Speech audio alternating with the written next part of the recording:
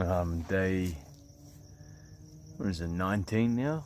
Jeez, almost in their 20s, almost 3 weeks in, of the 75 hard challenge.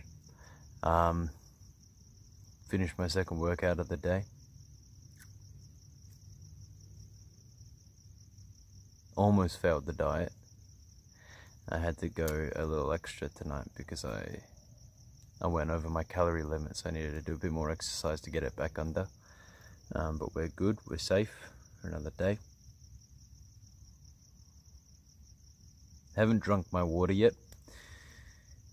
but I have 1.5 liters to go. I haven't read my pages, haven't done a progress picture, just because I'm not liking the way I look at the moment physically.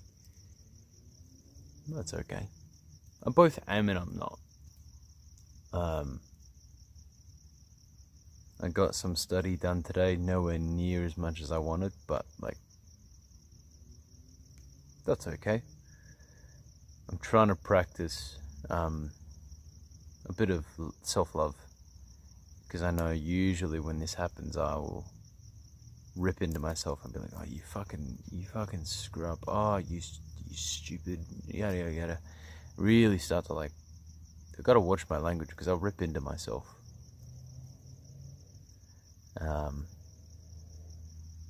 So I was just trying to make a conscious effort today to practice a bit of self-love, for lack of a better word. I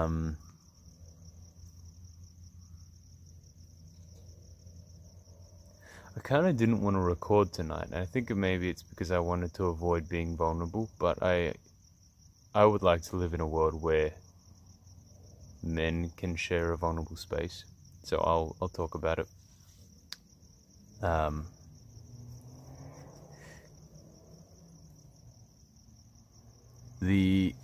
Continuing our conversation from last night, the poem was called "Do Not Go Gentle Into That Good Night." I remember pieces of it, and I'll see what I can remember reciting, but worth looking up, look it up. It goes, do not go gentle into that good night. Old age, no. Yeah, do not go gentle into that good night. Old age should burn and rage at close of day. Rage against the dying of the light. Though wise men at their end know dark is right, because their words had forked no lightning, they do not go gentle into that good night. Rage against the dying of the light. And it says something, and then I can't remember it, but then it goes, another part that struck out to me was, grave men near death, who see with blinding sight. Blind eyes can blaze like meteors and be gay. Rage against the dying of the light. And that is the poem that saved my life.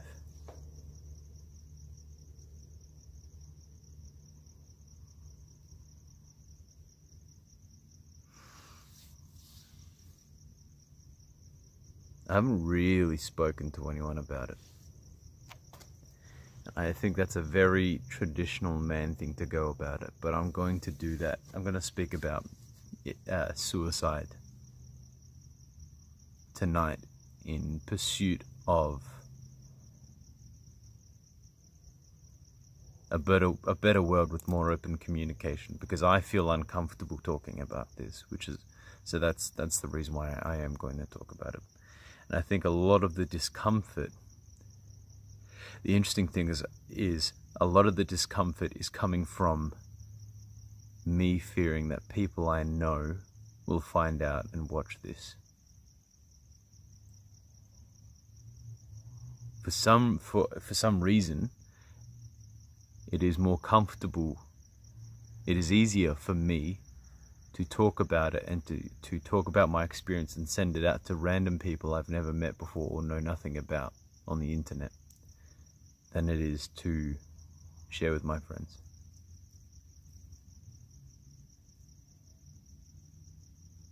So this is kind of a happy medium for me, where I post it online, where there is a chance someone I know sees it,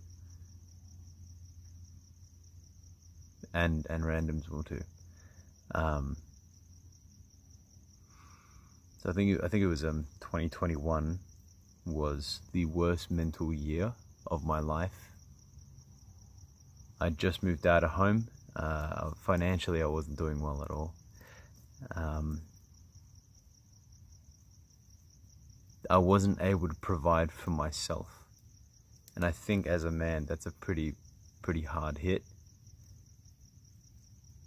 Luckily, I wasn't in a relationship or anything at the time, or had any dependables that were relying on me, because I couldn't even provide for myself. I was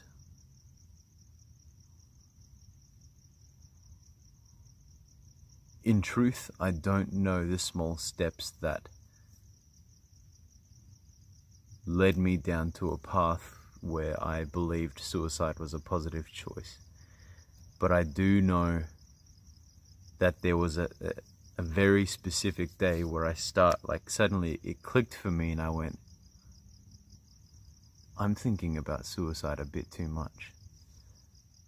And then I tried to just brute force push it down. But with each passing day, the frequency of it coming up, like you just start thinking about it, and you wouldn't realize that you're thinking about it, and you go, oh fuck, and then you gotta try and disregard it and move on again. And eventually more days would pass, and it became an everyday thing, and it's like it started to eat away at my mind to the point that it's all I could think about.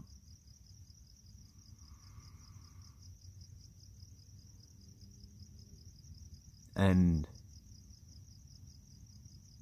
I think I started to grow, like, I didn't trust myself at all. And in turn, because I didn't trust myself, I didn't trust other people. I thought everyone was out to get me. Or not out to get me, but just that everyone saw me as this horrible, disgusting waste of space,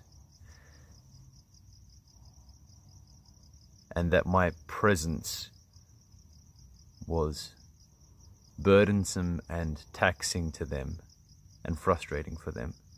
I thought no one, absolutely no one on the earth wanted me around. I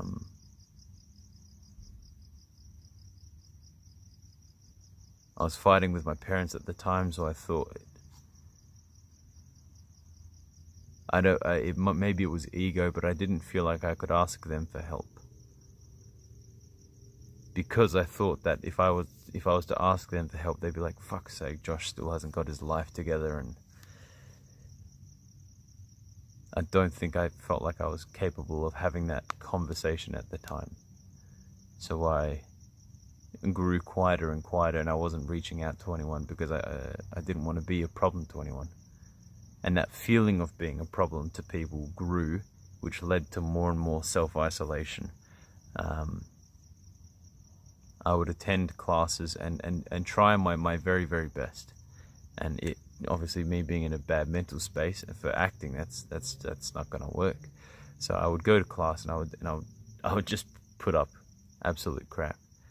And then I'd be embarrassed, and then I would rush home as soon as I could, and I would sit in my bedroom, and that was it. I wouldn't speak to anyone. I was a bad housemate. I wasn't contributing to our agreed upon house duties. So we started, myself and my two housemates started, they would have meetings every 2 weeks. I'd know that they were talking about me. And fair enough, like I'm not pulling my weight in the house.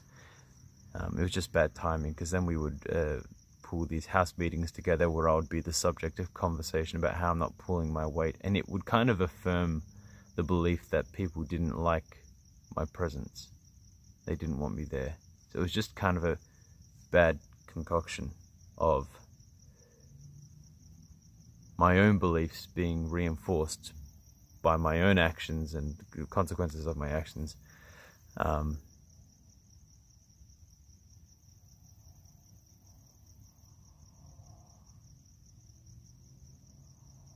Yeah, there would be multiple times late at night on the freeway where I would,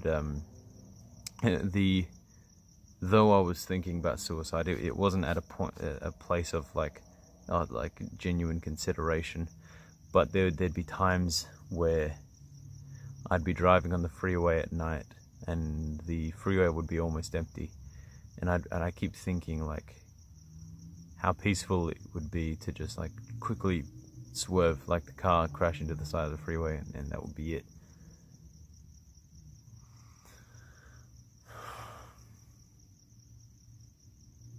And the peace that would bring. And that's when I started to ponder as a possibility, as a possible solution to all the problems that my existence was causing. And I didn't opt for crashing on the freeway in earnesty because that would be a problem and that would be for people, and that's all I wanted. All I wanted was to not be a problem for people, and I thought even if it'd be an efficient way to go, to crash my car at a very high speed, but someone would have to clean it up, and I didn't want someone cleaning up the mess that I made. So I was trying to figure out a way to take my life in a way that was convenient for other people.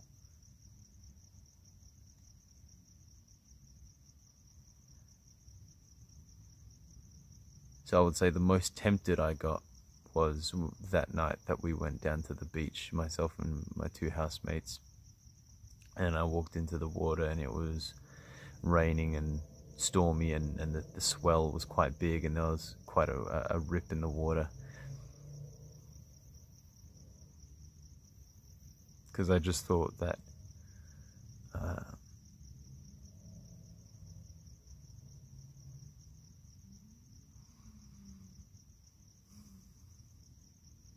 maybe it would take me away.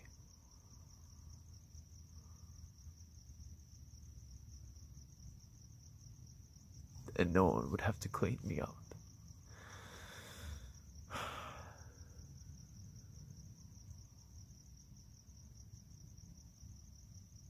And if my two housemates weren't there that night, I think I would have been gone. I think I would have committed. And they said to me, they kept telling me, hey, come back, you're going too far, you're going too far. And I was lying to them at the time, and I kept telling them, I'm safe, don't worry, I'm in control.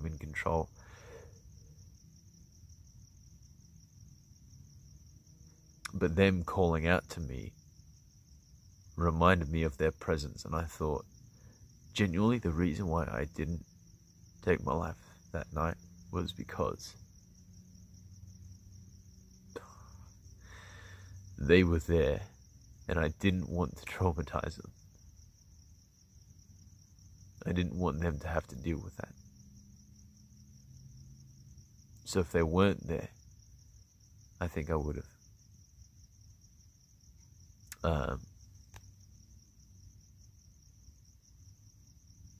So that night, I eventually came back to shore, and we hopped in the car, and we had a really cool conversation, because the reason we went down to the beach was to let out things that we've been holding inside of us that's been troubling us. So I opened up and told them that I had suicidal ideations, which was really cool, and they said that they were there to support me.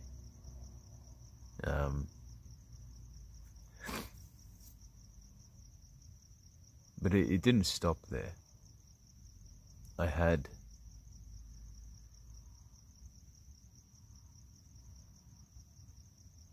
It lingered for a lot longer, and I had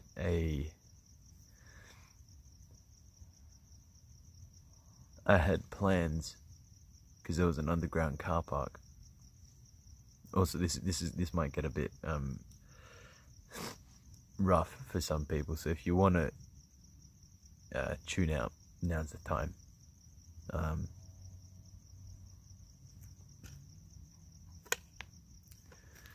I think it's called carbon monoxide poisoning.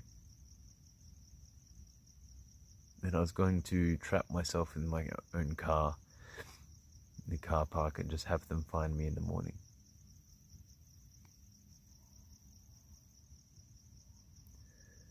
But the two things that saved my life was that poem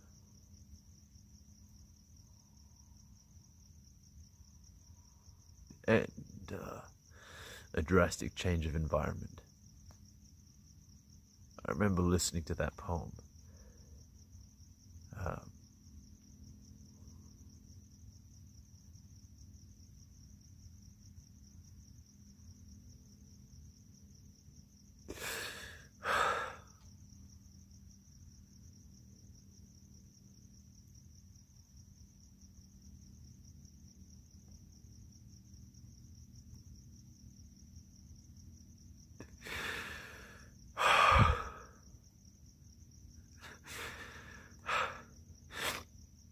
It didn't even fully make sense, but I just remember thinking, rage against the dying of the light.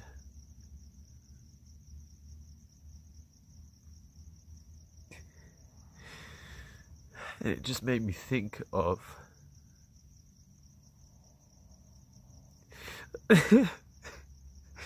kind of like in a, the indomitable human spirit. And how the whole poem just kind of goes, to me, what it means to me is like, fuck it, we fight.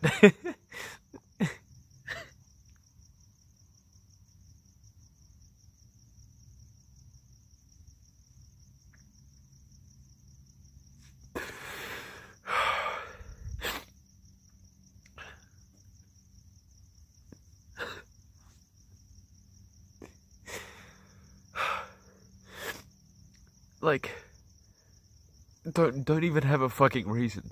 You don't need a reason. Just fucking fight. Fight and see what happens. Stick around. Keep fighting. And get knocked down and fuck up. Then fight some more.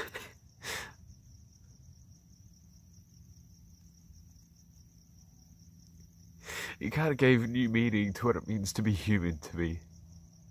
That being human doesn't require you to get it right. Being human just requires you to try. Being human just requires you just to put another step in front of the other.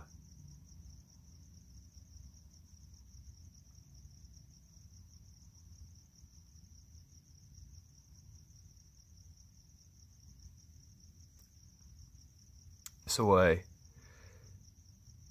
I went to my acting coach, and this was probably, we were about to enter, it was about 2/3 through the year.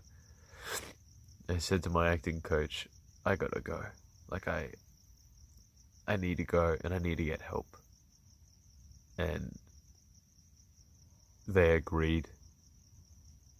I left, and I moved back in with my parents. They helped me put together some financial plans, and I found a replacement for my housemates. And I got professional help, and exercise was the thing that regrounded me. Just the micro daily improvements and commitment to self was what saved me. I know I'm saying this saved me. In truth, it is. That's it. It's like a 6-pronged attack to changing the course of my life.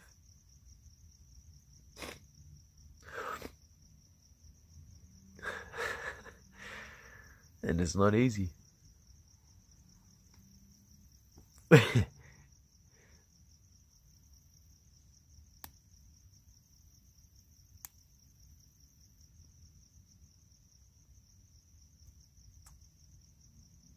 So I think I want to change the world and create a space where men can ask for help. They're allowed to. It makes sense. Because it almost killed me.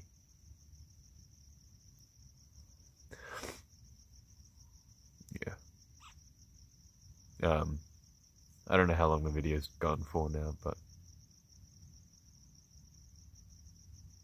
what a turnaround from 2021 giving up on life and dropping out of the acting course to which I'm now repeating that same year now. So this is a pretty meaningful big year for me.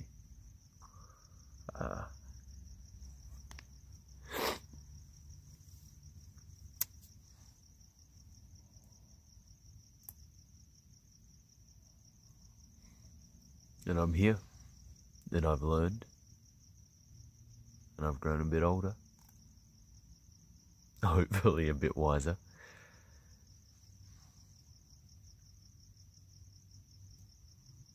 And that's my story.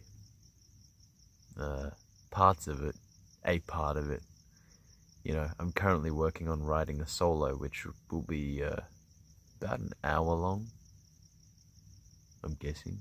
Maybe hour, between an hour and a half, that goes through all the struggles and the things that I've had to learn growing up that you don't get taught in school, that I wish I was taught about. You know,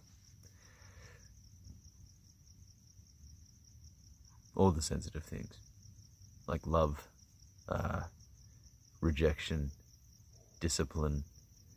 In all honesty, like, they're the kind of, you know, like, they're pretty fucking crucial aspects of life that will be around forever, that are unavoidable, and that you don't get taught shit about in schools.